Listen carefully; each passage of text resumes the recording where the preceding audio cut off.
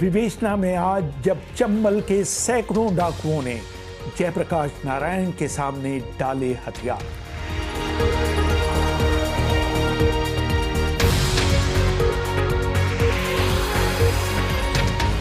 अभिवादन स्वीकार करिए रेहान फजल का।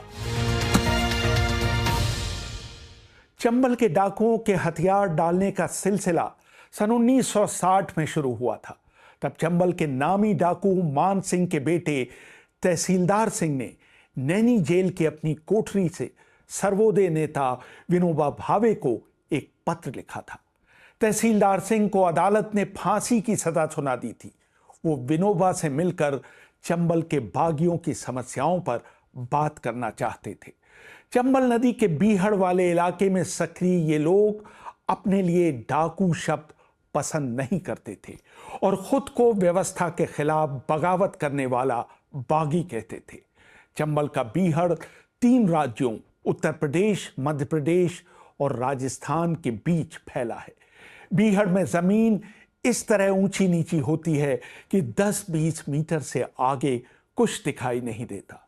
हालांकि विनोबा भावे उन दिनों कश्मीर में पदयात्रा कर रहे थे, लेकिन तहसीलदार सिंह के पत्र ने उन्हें चंबल के बीहड़ों में आने के लिए प्रेरित किया। मई 1960 में उन्होंने उस इलाके का दौरा किया। इस मुहिम में उनके साथ थे सेवानिवृत्त मेजर जनरल यदुनाथ सिंह। विनोबा भावे के प्रयासों से 20 डाकुओं ने उनके सामने आत्मसमर्पण कर दिया। वो अदालतों से मिलने वाली सजा झेलने को तैयार थे। सजा पूरी करने के बाद उनको भूदान से मिली जमीन दी गई ताकि वो खेती करके अपराध मुक्त जीवन गुजार सके। लेकिन इस अभियान में सामने आई प्रशासनिक और कानूनी अड़चनों ने दूसरे डाकुओं के हथियार डालने में बाधा खड़ी कर दी और 11 साल तक किसी और डाकू ने आत्मसमर्पण नहीं किया।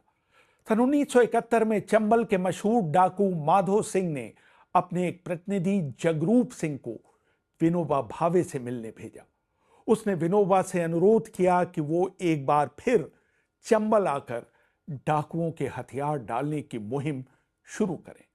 प्रभाष जोशी, अनुपम मिश्र और श्रवण कुमार गर्ग ने अपनी किताब चंबल की बंदूकें गांधी के चरणों में लिखा।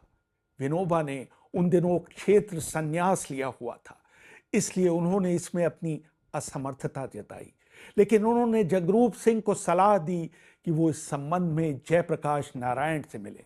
तब माधो सिंह ने एक ठेकेदार का वेश बनाकर पटना में जयप्रकाश नारायण से मिलने का फैसला किया। उन्होंने जयप्रकाश नारायण के सहयोगी सच्चिदा बाबू को अपना नाम राम सिंह बताया। जब माधो सिंह जयप्रकाश नारायण से मिले तो उन्होंने उनसे कहा कि मैं चंबल के बागियों का संदेश लेकर आया हूं कि वो आत्मसमर्पण करना चाहते हैं। मुझे विनोबा भावे ने आपके पास भेजा है।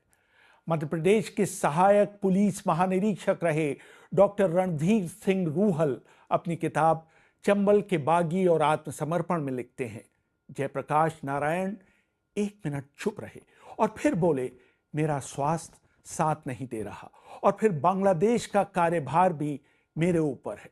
नकारात्मक उत्तर सुनकर राम सिंह अपने असली रूप में प्रकट हो गए और बोले, बाबूजी, मैं माधो सिंह हूं। मैं स्वयं आपके चरणों में आया हूं। आप चंबल घाटी का काम उठा लें तो मैं इसकी जिम्मेदारी लेता हूं कि सभी गिरोहों का आत्मसमर्पण हो जाए। जेपी ने कहा, माधो सिंह, जब तुम खुद मेरे पास चलकर आए हो तो मुझे इस दिशा में कुछ करना ही होगा। मैं इस पर सोचूंगा जब तक तुम मेरे आश्रम में ही रहो। माधो सिंह शेखोदेवरा आश्रम में 1 महीने तक रहे। जब जयप्रकाश नारायण को यकीन हो गया कि ये माधो सिंह ही हैं, तो उन्होंने चंबल घाटी में डाकुओं के आत्मसमर्पण का काम अपने हाथों में लिया। उस जमाने में चंबल घाटी में 2 डाकुओं पर सबसे ज्यादा इनाम था। एक तो थे मोहर सिंह, जिन पर 2 लाख रुपए का इनाम था। उनके और उनके गैंग पर 80 हत्याएं और 350 डकैतियों का आरोप था। उनके गैंग की पुलिस से 76 बार मुठभेड़ें हुई थीं और हर बार वो बच निकले थे। दूसरी तरफ माधो सिंह पर 1.5 लाख रुपए का इनाम था। उन पर 23 हत्याओं और 500 अपहरण के मुकदमे चल रहे थे। चंबल के बीहड़ों में कूदने से पहले उन्होंने सेना में राजपूताना राइफल्स में 1 साल तक मेल नर्स के तौर पर काम किया था। इस मुहिम में कूदने के बाद जेपी ने मध्य प्रदेश, उत्तर प्रदेश और राजस्थान के मुख्यमंत्रियों को पत्र लिखे। उन्होंने अपने 2 सहयोगियों महावीर भाई और हेमदेव शर्मा को इस अभियान में लगाया। मुख्यमंत्रियों से उत्साहवर्धक जवाब पाने के बाद जेपी ने 13 दिसंबर 1971 को डाकुओं के लिए एक अपील जारी कर उन्हें हथियार डालने की सलाह दी ताकि वो सामान्य जीवन जी सके। जेपी और माधो सिंह की अपील वाली पर्चियां चंबल घाटी के कोने कोने में बांटी गई। उसके बाद अगले 6 महीनों तक डाकुओं को इसके लिए राजी करने के लिए उनका ऑपरेशन परसुएशन शुरू हुआ। माधो सिंह ने चंबल के इलाके में पहुंचकर जेपी का संदेश अपने प्रभाव के डाकू गिरोहों में भेज दिया। जो डाकू माधो सिंह के प्रभाव से बाहर थे, उनसे संपर्क करने के लिए चंबल घाटी शांति मिशन और सर्वोदयी कार्यकर्ताओं और समाजशास्त्रियों की टीम निकल पड़ी। चंबल के गिरोहों और वहां के समाज की अंदरूनी जानकारी रखने वाले पूर्व डाकू लोकमन शर्मा और तहसीलदार सिंह डाकुओं से संपर्क साधने में बहुत उपयोगी साबित हुए। इन लोगों ने डाकुओं को समझाया कि डाकू जीवन से बाहर आने का ये एक अच्छा मौका है। फांसी तो होगी नहीं, सजा काटकर वो अपने घर वापस आ सकते हैं। डॉक्टर रणधीर सिंह रूहल लिखते हैं, डाकुओं की जिन शर्तों को माना गया वो थी एक ही स्थान पर मुकदमे चलाए जाएं। इसके तहत ग्वालियर की सेंट्रल जेल में विशेष अदालत में सारे मुकदमे चलाए गए और 4 सालों के अंदर उनके फैसले भी हो गए। किसी को मृत्युदंड न दिया जाए और उन्हें एक खुली जेल में रखा जाए और उन्हें हथकड़ी और बेड़ियां न पहनाई जाए। जब मध्य प्रदेश पुलिस के आला अधिकारियों को इस अभियान की जानकारी मिली तो शुरू में उनका रवैया बहुत उत्साहवर्धक नहीं था। मध्य प्रदेश पुलिस के महानिदेशक रहे किरपाल ढिल्लों अपनी आत्मकथा time present and time past memoirs of a top cop में लिखते हैं, सन 1971 की शुरुआत में मुझे डाकू माधो सिंह का संदेश मिला कि सभी बड़े डाकू गिरोहों ने आत्मसमर्पण करने का फैसला कर लिया है। उसने जयप्रकाश नारायण सहित कई बड़े राजनेताओं से पहले ही संपर्क कर लिया है।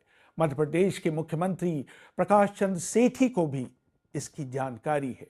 माधो सिंह चाहता था कि राज्य सरकार मुझे मुरैना में तैनात करे, जहां डाकुओं की हथियार डालने की योजना थी, क्योंकि उन्हें स्थानीय अफसरों पर भरोसा नहीं था। मैंने इस योजना का हिस्सा बनने से इनकार कर दिया, क्योंकि मेरा मानना था कि अपराध रोकने के लिए सरेंडर एक उचित माध्यम नहीं है। इसके बावजूद मैंने मध्य प्रदेश के आईजी से बात कर माधो सिंह के प्रतिनिधि को उनसे मिलवा दिया। जयप्रकाश नारायण ने प्रधानमंत्री इंदिरा गांधी को पत्र लिखा। उनकी प्रेरणा से दिल्ली में उत्तर प्रदेश, मध्य प्रदेश और राजस्थान के मुख्यमंत्रियों की बैठक हुई, जिसमें तीनों प्रदेशों के वरिष्ठ पुलिस अधिकारियों ने भी भाग लिया। डाकुओं से संपर्क का काम शुरू हो गया। मध्य प्रदेश शासन ने एक इलाके को मुक्त क्षेत्र घोषित कर दिया ताकि डाकू बिना किसी बाधा के वहां पहुंच सकें। मुक्त क्षेत्र में डाकुओं के आवागमन के लिए पुलिस कार्यवाही स्थगित कर दी गई। मध्य प्रदेश सरकार ने इस काम के लिए 1 लाख रुपए और सफेद रंग की 4 जीपें मुहैया करवाईं। मध्य प्रदेश सरकार ने ऐलान किया कि हथियार डालने वाले डाकुओं को जमीन, उद्योगों के लिए आर्थिक मदद और उनके बच्चों को सरकारी छात्रावास में रखकर पढ़ाने की गारंटी दी जाती है। सरकार ने भी डाकुओं से कुछ शर्तें पूरी करने के लिए कहा। डॉक्टर रणधीर सिंह रूहल लिखते हैं, डाकुओं से कहा गया कि जितने बंधक उनके कब्जे में हैं उनको तत्काल रिहा कर दिया जाए। समर्पण करने से पहले वो डकैती, हत्या जैसे काम तुरंत बंद कर दें और समर्पण से पहले अपने हथियार किसी दूसरे को न दें। सरकार की तरफ से यह भी कहा गया कि आत्मसमर्पण करने वाले डाकुओं को फूल मालाएं नहीं पहनाई जाएंगी और न ही उनका जुलूस निकाला जाएगा। समर्पण के समय ऐसा कोई समारोह नहीं होगा जिससे उनके अपराधों को सम्मान देने का आभास हो। 11 अप्रैल को जेपी अपनी पत्नी प्रभा देवी के साथ ग्वालियर के लिए चल पड़े। वो औपचारिक समर्पण से पहले बागी सरदारों के साथ बातचीत करके आश्वस्त होना चाहते थे। इस काम के लिए जौरा से 15 किलोमीटर दूर पगारा स्थान को चुना गया, जहां डाकुओं को समर्पण से पहले एकत्रित होना था। इस स्थान को इसलिए चुना गया था क्योंकि ये भीड़ भाड़ से दूर था। वहां एक डाक बंगला भी था जहां जयप्रकाश नारायण और उनके साथियों को ठहराया गया था। प्रभाष जोशी, अनुपम मिश्र और श्रवण कुमार गर्ग लिखते हैं, सरकार आत्मसमर्पण के समारोह को सार्वजनिक बनाने के पक्ष में नहीं थी। इसके पीछे सोच ये थी कि इससे कहीं डाकू हीरो ना बन जाएं। हथियार डालने से पहले मोहर सिंह ने जेपी से मुलाकात की। जेपी ने पूछा कि उसे कुछ कहना है। मोहर सिंह का जवाब था कि उसे कुछ नहीं कहना है, हम तो आपके सामने हाजिर हो गए हैं। पगारा और धुरेरा में मेले जैसी भीड़ इकट्ठी हो गई थी। डाकू, उनके रिश्तेदार, आम जनता और सर्वोदयी सभी वहां पर जमा थे। 14 अप्रैल को मूल समारोह से पहले ही पगारा में डाक बंगले के सामने एक तंबू में डाकुओं ने जेपी के सामने आत्मसमर्पण किया। सर्वोदयी महिलाओं ने उन्हें राखी बांधी। जयप्रकाश नारायण ने उन्हें संबोधित करते हुए कहा, किसी को भी मृत्यु दंड नहीं दिया जाएगा। अगर ऐसा हुआ तो वो उन्हें बचाने के लिए अपने प्राणों की बाजी लगा देंगे। 14 अप्रैल को समर्पण के समारोह की शुरुआत मोहर सिंह गैंग के नारायण पंडित के बयान से हुई। डाकुओं की ओर से बोलते हुए पंडित ने कहा, हम बागी भाइयों का सब जनता को राम राम। सबसे पहले मोहर सिंह और सरू सिंह मंच पर आए। उन्होंने जनता का अभिवादन किया और अपने हथियार महात्मा गांधी की मूर्ति के चरणों में रख दिए। जेपी ने मोहर सिंह को गले लगाया।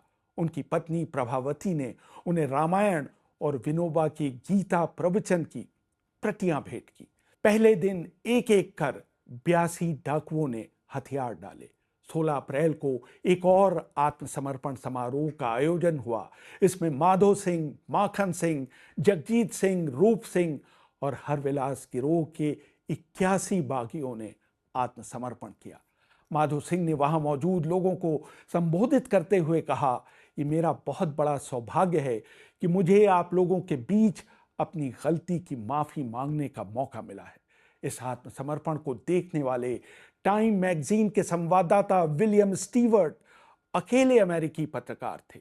उन्होंने 1 मई 1972 की टाइम पत्रिका के अंक में लिखा, एक घर के छोटे कमरे में हमारी मुलाकात लंबी कद काठी वाले डाकू माधो सिंह से हुई। वो पुलिस की वर्दी में था और उसके पास एक ऑटोमेटिक राइफल थी। मैंने उससे पूछा कि हथियार डालने के बारे में उसे कोई हिचकिचाहट है। उसने जवाब दिया, हम जो भी काम करने का वादा करते हैं उसे पूरा जरूर करते हैं, चाहे इसका मतलब हमारे लिए मौत ही क्यों ना हो। कभी कभी हमें जेल के बारे में सोचकर डर जरूर लगता है, लेकिन हमें याद है कि हमारे नेताओं ने भी लंबी जेल सजाएं काटी थी। माधो सिंह ने स्टीवर्ट को बताया कि जेल जाने से घबराने वाले बागियों से उन्होंने कहा, समझ लो कि तुम एक किराए के घर में रह रहे हो जहां तुम्हें किराया भी नहीं देना पड़ रहा है। अगली सुबह 10,000 लोगों के सामने माधो सिंह ने एक ऊंचे चबूतरे पर जयप्रकाश नारायण के सामने हथियार डालकर वहां मौजूद लोगों से माफी मांगी थी। उसके बाद उसने वहां मौजूद पुलिस प्रमुख के पैर छुए थे। शाम तक 167 डाकू आत्मसमर्पण कर चुके थे। जयप्रकाश नारायण ने टाइम पत्रिका के रिपोर्टर से कहा कि सब मेरे बच्चों की तरह हैं। इस समारोह का एक और विवरण मध्य प्रदेश के पुलिस प्रमुख रहे कृपाल ढिल्लों ने अपनी आत्मकथा में दिया है। वो लिखते हैं, समारोह के दौरान डाकुओं ने विचित्र से कपड़े पहन रखे थे। उन्होंने अपने हथियार सिर के ऊपर कर रखे थे और वो दुर्गा माता और महात्मा गांधी के नाम लेकर नारे लगा रहे थे। उन्होंने अपने हथियार महात्मा गांधी के एक बड़े चित्र के सामने डाले। उन्होंने वहां मौजूद मुख्यमंत्री और दूसरे गणमान्य लोगों का आशीर्वाद लिया। इसके बाद पुलिस ने उन्हें हिरासत में ले लिया। सरेंडर की शर्तों के अनुसार इन डाकुओं पर मुकदमा चलाया गया और कुछ दिनों बाद उनमें से अधिकतर डाकू छोटी सजाएं काटकर जेल से बाहर आ गए। कुल 66 बागियों को आजीवन कारावास की सजा दी गई। इनमें से कुछ लोगों ने सजा के विरुद्ध उच्च न्यायालय और सर्वोच्च न्यायालय में अपील की। ग्वालियर और सागर में 45 व्यक्ति पहली सुनवाई के बाद ही निर्दोष मानकर रिहा कर दिए गए। मुकदमों की गति का अंदाजा इस बात से लगाया जा सकता है कि अक्टूबर 1973 तक अदालत में प्रस्तुत 435 मुकदमों में 345 और सागर में प्रस्तुत 211 में से 115 मुकदमों में फैसले हो चुके थे। सन 1983 तक आत्मसमर्पण कर चुके सभी डाकू जेल से बाहर आ चुके थे। मोहर सिंह को 20 साल कारावास की सजा मिली, लेकिन उन्हें 8 साल बाद सन 1980 में ही रिहा कर दिया गया। माधो सिंह ने अपनी रिहाई के बाद जादू दिखाने का काम शुरू किया और इस पेशे में वो खासे लोकप्रिय भी हुए। रेहान फजल, BBC, दिल्ली।